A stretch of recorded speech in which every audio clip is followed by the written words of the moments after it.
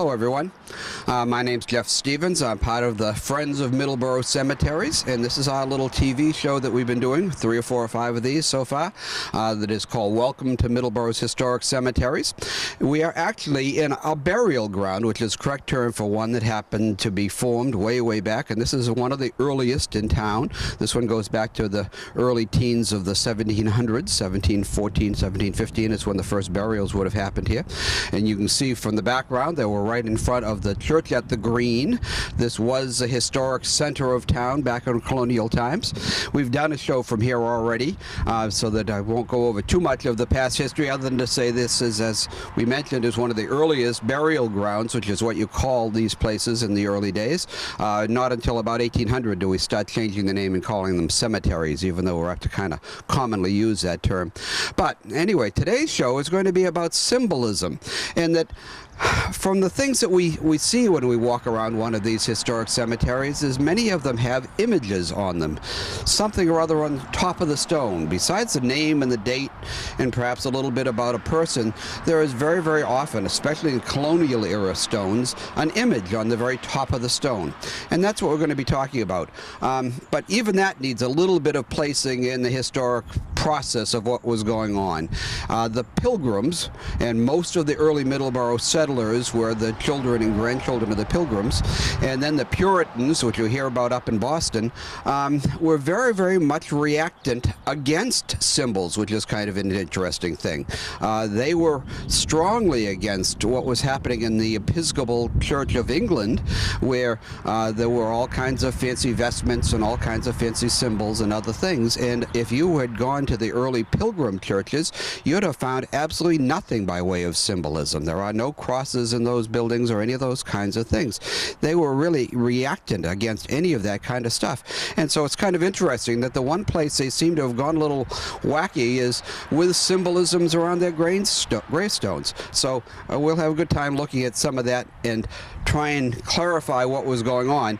At the same time, the early gravestone makers, the people who cut these stones and created these symbols, did not write down exactly what they meant.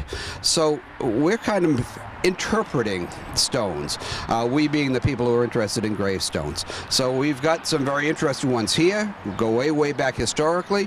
We're going to take a look at some of those and march through about, something like 300 years worth of symbols and things on stones and try and do a little interpreting of what's there and what's about. So we're going to start in just a moment in one of the very earliest of stones here. Well, here's our very first stop, and it's one of my favorite ones because of a couple of interesting things. First, this stone right here is one of the earlier ones here. We'll check its date in just a second. But it is cut by a man whose name we don't know. We do know many of the carvers in Middleborough here, but this man we don't know, and he was the very first gravestone created. The first stones start showing up around 1690 or so. Now, people lived and died here before then and had wooden markers that, of course, rotted away and are gone. They were called rails. But this idea of solid gravestones first happened up in Europe and in England, and then was brought over here, and they started using local slate. And all of these slate stones that you can see in the background are made with Middleborough slate, probably from East Middleborough, and local men, in most cases, cut the stones. And the first Middleborough carver cut this stone. The other part that I find interesting about this one is that this man is interesting. I first saw his stone because of the top and was looking at it, knew it was first Middleborough carver, and we'll talk about the symbolism in just a second. But just to finish off who he is, his name is John Morton, and he died in 1718, so you can see it's an early stone. Probably that means this stone was cut within a year or so of his death, so something around at the latest 1720 by the first Middleborough carver. And the thing that's interesting about John Morton, his father was one of the early settlers in Plymouth, and John was among the very first public school teachers. In fact, is credited with being the first public school teacher in the colonies. So I was a school person. It's kind of nice to have a connection to a school person, and John Morton is that. Now, the symbol up here is very difficult to see, and we'll try and get a closer up picture for you to see it, but these early stones, and for the first almost 100 years, they had an image on them that looked a little bit like a face. Now this one is a very, very primitive face. It is made with just kind of 3 compass marks to give a shape of a skull, 2 round circles, and kind of a circular nose, and that's all there is for an image on this stone. It's a very, very simple image. These skull-like early stone images were not meant to be in any way an image of the person. We call them soul effigies or death's heads because they are really doing what the stones are designed to do. In early colonial times, death was a common occurrence, sadly, and they were always telling the living to remember that death was not far away. In fact, this stone right at the very top says, "Remember death." And that was the message of early gravestones more often than not. This one's done in English. Sometimes it's done in Latin, memento mori, which is the same thing, remember death. And so John Morton's stone, done by the first Middleborough carver, has a very, very, very primitive form of death's head. This representation reminding the living, and when you came to the graveyard, your role as a living person was to be aware of the fact that you weren't far from it and that you'd better behave yourself and be prepared for what was coming. So this is an example of that kind of thing. There's another stone just 2 or 3 down that we probably won't stop and take a look at, but it's a very simple one, very much first Middleborough carver again, but it's nothing but a circle here, not even the rudiments of a face. So this first Middleborough carver did put down these death's head images, but in such a very primitive form. It showed you what a very simple craftsman he was of the time. We'll take a look at some of the ones that are a little more advanced in the next 20 years and see this much clearer.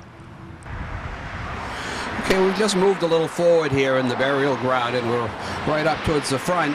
And in time, we've moved forward about 40 years, because that last stone in the first Middleborough carver, you know, probably 1720 or so.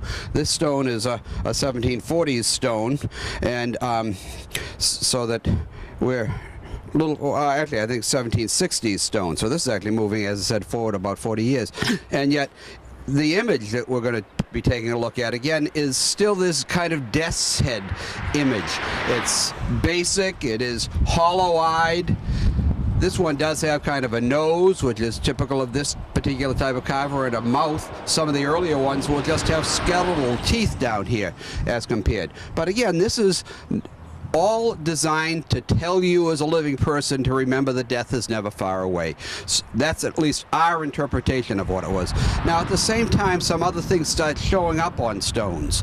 Our first Middleborough carver had no side piece, okay? And very often these things are seen in later stones, and frequently they'll have kind of a vine-like part to them. And these vine-like structures come up on either side. We think those are kind of life images against a death image. And so they were coming to grips with the whole living, dying dynamic. The religious view of their day was one in which they did believe in a resurrection for some, but not for all. And again, you were among either the saints and already chosen, or you weren't, among the sinners and not chosen. But still, within this ongoing issue of life versus death, and the reality that death was something that you couldn't get away from, is what their stones keep talking to you about. This is Mr. Ignatius Elms, who died in February of 1763. So a little further along in the symbolism, but one in which we still are stuck with these skeletalized images on the tops of stones, but we're starting to see a little bit of kind of life imagery coming along too. I think, and we'll see this in the next ones we look at, that this is starting to soften a bit the terrible, difficult conditions they were living with. Well, so often death was just around the corner for anyone. You never knew when it might come. Middleborough was getting a little more established, a little more settled. By this time, Middleborough was an established town, had a church right here in this area. So we'll take a look at yet another step of these death images next. This was going along and saw one of my most interesting stones in this burial ground, and so we had to step forward. It is in this same time period we've been talking about where the death images are these vacant-eyed, hollow-nosed kind of characteristics, but there's a very interesting one for this one. And again, it is right back to that whole battle between life and death and what happened at death. And so here we have a death's head, not so different, but there's a very strange thing right here. Where the mouth ought to be, there's a tiny little skull-like thing with a little nose, a little neck, and two eyes. So, you know, here's our interpretation again. The person who cut these, and he made only 15 or 20 of these stones, was not a Middleborough carver. I think he's actually from Bridgewater, but it has this as a common theme in some of his stones. And here's what we again interpret, because he didn't write down exactly what he meant. We think that out of death, this is a soul image being released. So we have, again, the overwhelming component of death in these death's heads, but with it also, in this case, the release of a soul. And we believe that's what that image means. So this one is for a lady named Sarah Smith, and again, sometime in the early to mid 1700s is when this stone would have been cut. So a little variation on our death's heads arrangements reminding of death. Okay, everybody, here we are. We've moved on to kind of a much more advanced level of death's image, because, as we said, the very first ones were very, very skeletal. They had just blank eyes and blank noses, and in some cases skeletal teeth. Well, over the about 100 years these images were so common in our burial grounds, we finally get to this type of an image, and you can see how much it is modified from that earlier form. First of all, we now have what looks like a full face with eyes and nose and mouth and hair. So it is a much more, it's almost contradictory in terms, live form of death image than it was before. And what has happened is this now has wings, and in some ways, just like we saw with that last stone where a little kind of soul image is, this has gone from a death image to almost kind of an angelic cherub-like image, or perhaps a soul image. Again, the carvers didn't write all this down, so we're stuck with having to interpret this. But this is much more of a human image than a skeletal image, much more of a cherub-like. In fact, we sometimes call these either cherub stones or angel stones.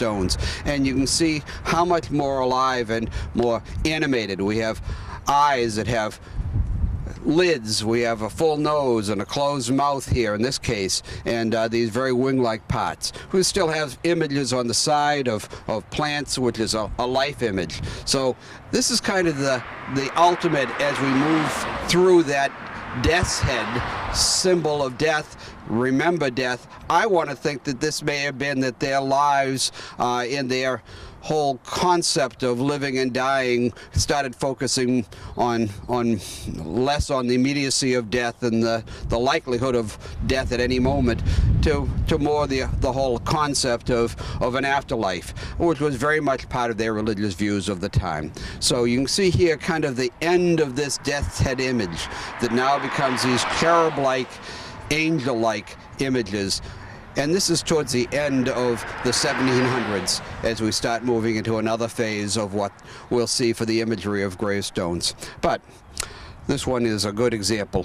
This was, I believe, most likely, his name is Captain Joel Ellis, I believe. So, don't know, he doesn't have a marker, but he was 83 years old in the 60s, so he may have been part of some of the earlier things and part of our local militia.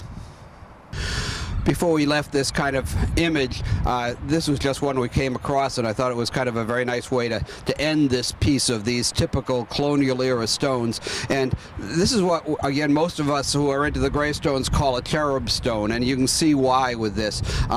It's so much very angelic kind of an image to this, and this is again cut by a local stone cutter, and but has full wings and has all of its hair and eyes and nose and mouth, and not again intended to be an image of the person. That just isn't what was going on, but a much more positive sign of salvation or whatever it is they had in mind at the time. And as we say, the people like me who are interested in gravestones, we call these cherub stones because they are those kinds of images. But this is about the end of these images. We're going to start seeing some variations as we go further forward. And so about 100 years or 120 years worth of death's heads that then become these kinds of cherub stones, and we think perhaps reflected that life wasn't quite as hard as it was in those early days.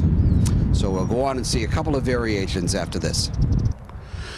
Okay, everybody, as we kind of move out of the death's heads and images of then kind of cherub stones, which is the things that we saw all through the 1700s, that we start seeing some changes in these symbols as we go along. And this is kind of an interesting one that you'll find variations on this. This is actually a soul stone. We still have souls in Middleborough in town, and they were actually one of the biggest gravestone cutting families in New England. They went all over New England cutting stones. But this stone, you can't see it terribly well with these images, but this stone is from about the 1820s, and it is an image of a sunrise or a sunset, and that's one of the things we don't know. Are they sunrises or are they sunsets? And in some ways, are they symbols of continuing life coming back or death? And so it's a little hard to define what they were exactly. But this is a sunrise, and there are rays of the sun coming here, and they then kind of have got eyes here because it's almost as if the sun is alive, if you know what I mean, and that may be part of that resurrectedness or returning all over and over again. And so we have these, what I call sunrise stones, as another variation in this whole theme of what the images are on gravestones. But this is for Captain John Soule, who the date on this is 1715, so he may actually have been a Revolutionary War person. We don't know for sure. But another variation on this, as we move away from the images of first skull-like death representations and then angel-like representations, here's a slight variation that you'll find on some of our stones of either a sunrise or a sunset with a humanized sun with eyes and in some cases even a nose. But most often just eyes as the sun rises or sets, depending on how you want to interpret the stone. This is kind of an unusual little stone. This is a child stone, which is not that unusual, and that unfortunately children often died in their infancy. And this is Josiah, son of James and Eunice Soule, so another soul stone. And this person died in 1812 at less than a year old. But what's unusual on here is this symbol, this pointing to heaven. So this is a hand pointing to heaven, and it was again kind of a reaction to the early pilgrim religious view that there were kind of predestined saints and sinners. As life, I want to think, got a little better as time went on from colonial times. With that, there was also kind of somewhat a change in religious views, that a loving God wouldn't doom many people to damnation. And so a child like this is a sign that tried to indicate that this child was going straight to heaven. So another emblem that occasionally shows up on some of these early stones, this pointing to heaven as an indication of where they expected this young child to go. Okay, so we're kind of coming to the end of the 18th century, the 1700s, and at this point a real change happens in the symbolism of gravestones. We saw a little bit of variation when we saw sunrise stones and sunset stones and even a hand pointing to heaven. Well, this is something that for the next, about 50 years comes along, starting right around 1800. And also there's a little bit of a change. This stone that I'm standing right beside here, for example, is a little different. It's still a slate stone, but it doesn't look quite like our other stones. It's bigger, A little different color. This is probably an import. This is not a Middleborough stone. This is a stone that was probably brought in from outside. And it also shows us very, very clearly a different symbol. We are right in the middle of a time when a lot of talk about Rome and Greece were coming along, and it led to a time period called the neoclassical time period in our history. Architecture even became neoclassical with columns and pedestals and various things like that. And with it came a change in our cemetery art. And we started calling them cemeteries, not graveyards, place of sleep, and yet the kind of ongoing battle between life and death was still played out in their symbols. And we have here what is called an urn and willow stone. And an urn and willow stone has those two elements. It has an urn, and there's a little funereal-like urn here. We think that's a death symbol. And then almost always in these, but not all the time, but many, many times, there'll be then this willow, a weeping willow. Notice weeping, again, a sign of mourning kind of in some ways, but also willow is a life sign. And so this is kind of a battle between life and death, we think, played out in their symbols. The one that always wins, overarching death, is life. And so there is this intentional kind of winning of everlasting life, part of, again, their religious beliefs of the day. So we have a whole new world of urn and willow stones that come on and stay with us locally for probably about 50 years as we go from death's heads and soul effigies and then finally cherubs. Then we kind of take this big jump and you'll see a whole batch of stones with this kind of urn and willow look. Okay, as we head into the 1800s, things change a lot in the way we mark burials. As I said, we call it a cemetery instead of a burial ground. And then you see a dramatic change in the stones. We mentioned earlier that sometimes stones are brought in, and these are clearly not Middleborough slate. This is a white marble material that probably comes from someplace in Vermont or somewhere or other. But anyway, with it, we see this type of stone much more often than we ever see our slate. And we also see a change. No longer are we usually seeing local cutters. Most of these cutters are done, the stone carving is done somewhere else, and then just later on the names and things, much like what we do today with cemetery stones. This white marble stone is from the 1830s, 1837, I think is her death date, so probably this stone is made sometime in the next year or two after that. And we also see a change clearly in the symbols. This is a set of flowers, you can see, kind of roses, and that's kind of a life sign. But at the same time, these are roses that have been cut off, and so that's back to that life-death kind of battle, so that even though these are the flowers of life, they have been cut short. And so that is probably the symbolism underneath this kind of an image as well. But many, many stones from this point start not even having symbols on them. So for a long time, around this time, heading into the 1850s, a little less symbolism, much more just information, names, and dates. So we'll see a little bit of the symbolism of this period as we head into the middle of the 1800s, but there's nowhere near the richness that we saw in the symbols of the 1700s. Here's again one of our white marble stones. This is from the 1850s, and you can see, unfortunately, that these things get so covered with lichens and molds and things that they quickly aren't white after a little while. But it does have a very unusual image here, and it's just one that is one of the most unusual ones for this imagery stuff that we've got here for this type of stone. And there is a dove right in the middle of this, and the dove is flying up into the sky carrying a rose. So again, this is my interpretation, but once again, I think the rose, cut off rose, is a end of a life. This woman died, I think, in her 50s, or no, I think 40s. I take it back. In her 40s when you read her details, and the dove is kind of the image of going off into eternity with this cut-off rose, which is a sign again of death and end of a life. So even here we see this ongoing battle with imageries of life and death and the things that we had to come to grips with. This stone's from the 1860s, and one of the few, again, of these white marble stones that does have an image. And in this case, the image is of a book. Now, most likely, that's what we would call the good book. This is most likely a Bible. And it says, "Rest in Heaven" on it. So, again, there are some messages here, but again, one of the very few types of messages that we see on these marble stones. Here's another stone from the 1860s, again white marble, and again brought in from outside most likely. But again, an unusual symbol, which is why we picked it out to give you a little picture of it, that I'm not really quite sure what it meant. Again, we keep having to interpret these things. But this is a thing called the obelisk, and often you'll see obelisks in cemeteries. Exactly what they're meant to be, I'm not quite sure. But in this case, the top of it is broken off. That I would interpret as most likely a death symbol. Okay, something breaking and shutting off a life. And this lady was just in her 50s, early 50s. So this may be a kind of an indication that this person's life ended a little earlier than they might have expected it to. So a broken obelisk is another symbol of the 50s and 60s of the 1800s.